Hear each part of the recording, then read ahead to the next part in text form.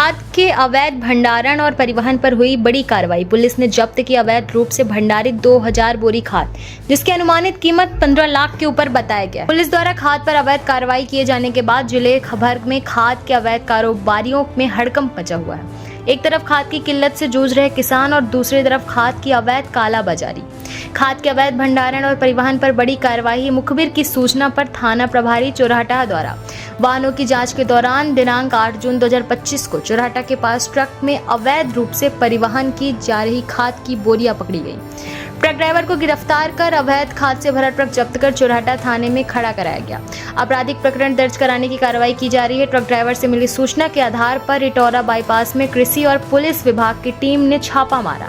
छापे के दौरान विकास गुप्ता ट्रेडर्स दुकान से अवैध रूप से भंडारित 600 बैग डीएपी खाद तथा 400 बैग जिप्सम जब्त किया गया।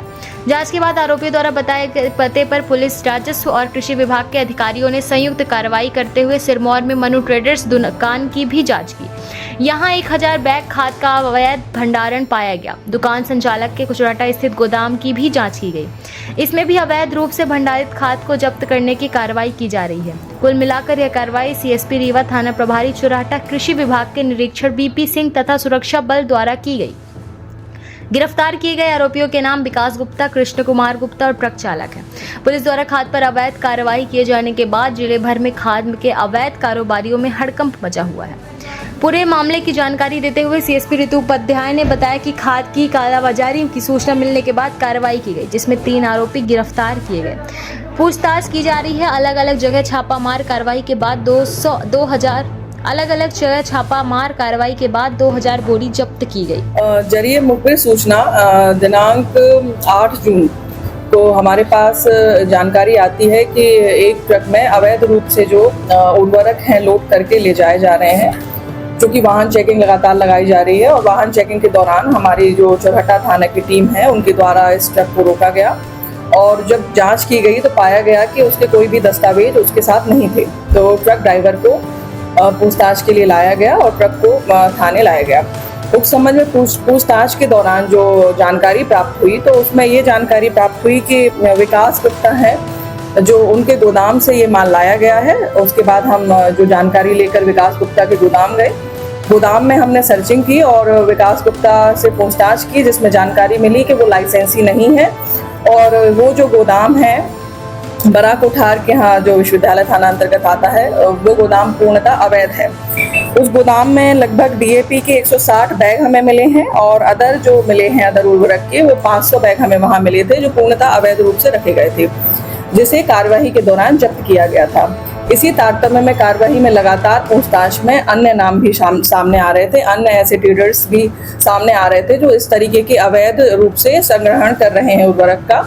तो उक्त तारतम्य में हमारे द्वारा सिरमौर में भी एक कार्रवाई की गई है। सिरमौर में मनु ट्रेडर्स जो हैं वहाँ कृष्ण कुमार गुप्ता जो हैं इसे संचालित करते हैं और उनके भी गोदाम में हमारे द्वारा एग्रीकल्चर डिपार्टमेंट और राजस्व की टीम के साथ संयुक्त छापामारी कार्रवाई की गई है।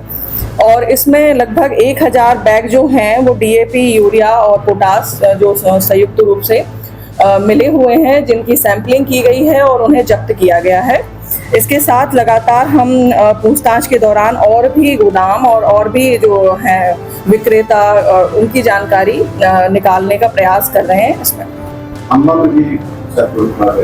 अभी इसमें जो है कार्यवाही निरंतर जारी है और विवेचना में है। इस तरीके के इलीगल तौर पर जो भी संग्रहण किए गए हैं गोदाम में या विक्रेताओं द्वारा और जो लाइसेंसी नहीं है, उस पर लगातार अब एग्रीकल्चर और राजस्व और पुलिस की संयुक्त टीम द्वारा नजर रखी जा रही है और कार्रवाई की जा रही है। अभी 3 आरोपी पकड़े गए हैं। जो ट्रक ड्राइवर था उसमें 70 बैग मिले थे हमको, दूसरा विकास गुप्ता और कृष्ण कुमार गुप्ता। अभी हमने 3 आरोपियों को पकड़ा है जिनसे पूछताछ जारी है। मार्केट वैल्यू अभी तो वो जो गवर्नमेंट का रहता है उसमें सब्सिडी के आधार पर मिलता है और सब्सिडी में जो है लगभग वो जो प्राइस होता है वो 280 के आसपास शायद रहता है। उसके बाद वो जो काला बाजारी में इस तरीके का संग्रहण करते हैं तो वो उसे जो है ज़्यादा कीमत पे बेचते हैं। हाँ, पूछताछ के बाद जानकारी आई है कि काफ़ी समय से इस तरीके का जो है अवैध रूप से जो है संग्रहण किया जा रहा था और जो लाइसेंसी नहीं है, जो अधिकृत नहीं है, वो इस तरीके का संग्रहण कर रहे थे। इसमें 3/7 EC एक्ट के तहत कार्रवाई की गई है, अपराध क्रमांक 313 और 25। ये कहाँ से लाते थे, कुछ पता चला? हाँ, अन्य राज्यों से ये जो है ट्रांसपोर्ट करते थे, अन्य राज्यों से ये खरीद कर यहाँ डंप करते थे माल, और कुछ हद तक यहाँ से भी उन्होंने लिया गया है, तो उसमें भी लगातार विवेचना के दौरान उसमें हम जानकारी निकाल रहे हैं। बिना लाइसेंस के सप्लाई करते थे, क्या सप्लायर पर भी कोई कार्यवाही की जाएगी? उसके जो डॉक्यूमेंट्स हैं, दस्तावेज मांगे गए हैं, चूंकि लाइसेंस नहीं था तो विक्रय करने की जो रसीदें हैं वो भी प्राप्त नहीं होंगी, क्योंकि अधिकृत नहीं है तो ऑन रिकॉर्ड वो बिक्री भी नहीं करते थे, तो उसमें थोड़ा सा जानकारी निकाली जा रही है। यदि इस संबंध में आगे कोई जानकारी और मिलती है तो उन पर भी जरूर कार्रवाई। इस तरफ खाद की किल्लत थी, उसी तरह कालाबाजारी कर रहे थे, क्या इनके मुख्य स्रोतों पर पहुंचने, कहाँ से लाते थे, कहाँ बनाते थे, कौन कौन मिला? देखिए राजस्व विभाग की टीम को जानकारी नहीं रहती, पुलिस ने कार्रवाई की है कि क्या इसमें मुख्य जो इसके वो है उन पर पहुंचा जाएगा, कब तक कार्रवाई होगी? बिल्कुल, इसके जो तार हैं वो अन्य राज्यों से भी जुड़े पाए जा रहे हैं, अभी तक जो हमारी जांच के दौरान हमें पाया गया है। तो ज़रूर हम प्रयास करेंगे कि इस तरीके से यदि कहीं से ये संचालित हो रही हैं इस तरीके की गतिविधियां, तो वरिष्ठ अधिकारियों के मार्गदर्शन में उसे प्रतिबंधित करने का प्रयास किया जाए संयुक्त टीम द्वारा। क्या ये नकली खाद मिली है या हाँ, कुछ जगह जो है सैंपलिंग की गई है, और सैंपलिंग अभी जो है सैंपलिंग की रिपोर्ट वो एग्रीकल्चर डिपार्टमेंट में जो है DDA और अन्य जो वरिष्ठ अधिकारी हैं उनके थ्रू हमारे पास प्रतिवेदन के माध्यम से जानकारी आई। बोरियों में प्राइस दे रहे थे, इनकी खुद की बनाए हुए थे कि सरकारी रेट से मिलते जुलते? जो गोदाम है उसमें कई बोरियां ऐसी पाई गई हैं जिसमें उनके द्वारा ही उसे बनाया गया है अलग अलग, और कई अन्य राज्यों की जो है उसमें बोरियों में पैकिंग में लिखा हुआ था, नाम लिखा हुआ था, तो अभी वो हमें प्राप्त हुआ। अभी और भी नाम सामने आने की संभावना है? जरूर अभी विवेचना में है, और